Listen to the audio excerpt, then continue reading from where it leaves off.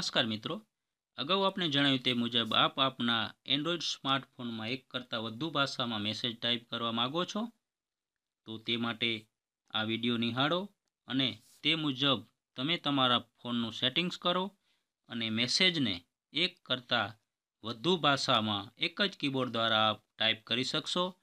તો તે માટે મલ્ટી લેંગ્વેજ કીબોર્ડ સેટિંગ કરવા માટે આપ આપના ફોનના સેટિંગ્સમાં જાઓ।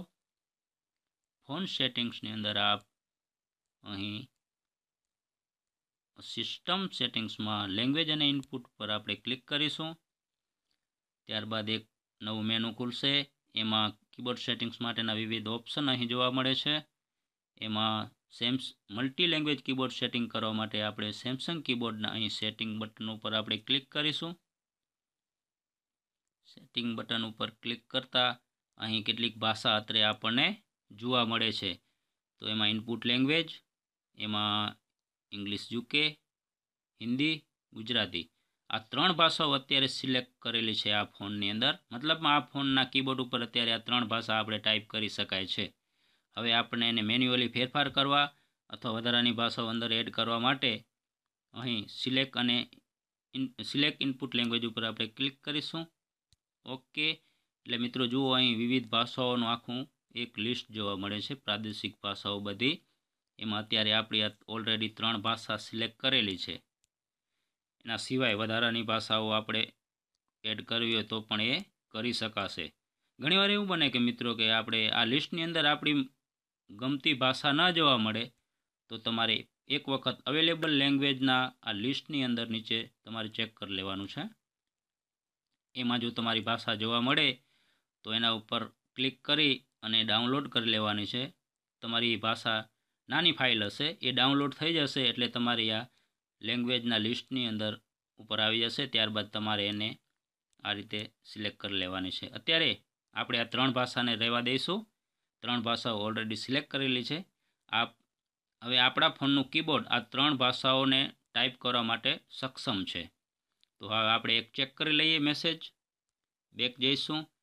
મિત્રો અહીં 3 ભાષા બતાવે છે, ચલો આપણે જોઈ લઈએ કે આપણો ફોન અલગ અલગ ભાષાઓમાં ટાઈપ થાય છે કે નહીં। બેક જઈશું। મિત્રો અહીં શરત એ છે કે અહીં જે આપણે લેંગ્વેજ સિલેક્ટ કરેલી છે એ લેંગ્વેજ માટે આપણો ફોન સપોર્ટેડ હોવો જરૂરી છે। બેક જઈશું। મેસેજ ટાઈપ કરવા માટે આપણે અહીં વોટ્સએપ ખોલીશું, વોટ્સએપ ઉપર જઈશું। વોટ્સએપમાં કોઈ પણ ગ્રુપ અથવા તો તમારા પર્સનલી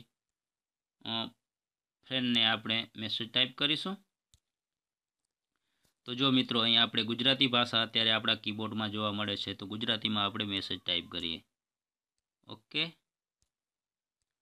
ત્યારબાદ બીજી ભાષાઓ આપણે આપણા કીબોર્ડમાં બદલાવાની છે, તો અહીં કીબોર્ડના સ્પેસ બટન ઉપર આપણે પ્રેસ કરી સાઈડમાં સ્ક્રોલ કરીશું એટલે આપણી ભાષા કીબોર્ડ ઉપર ચેન્જ થશે। તો હવે ઇંગ્લિશ અહીં આવી ગઈ છે, ઇંગ્લિશમાં આપણે મેસેજ ટાઈપ કરીશું। ત્યારબાદ આપણે 3 ભાષા સિલેક્ટ કરી હતી, તો હજી ત્રીજી ભાષા આપણે હિન્દી અહીં સેટ કરવા માટે ફરી પાછા કીબોર્ડના સ્પેસ બટન ઉપર પ્રેસ કરી અને સાઈડમાં સ્ક્રોલ કરીશું। તો અત્રે જુઓ હિન્દી જોવા મળે છે, હિન્દીમાં પણ આપણે મેસેજ ટાઈપ કરીશું।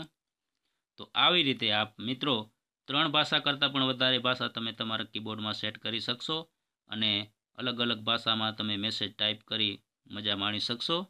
તો મિત્રો છે ને મજાનું?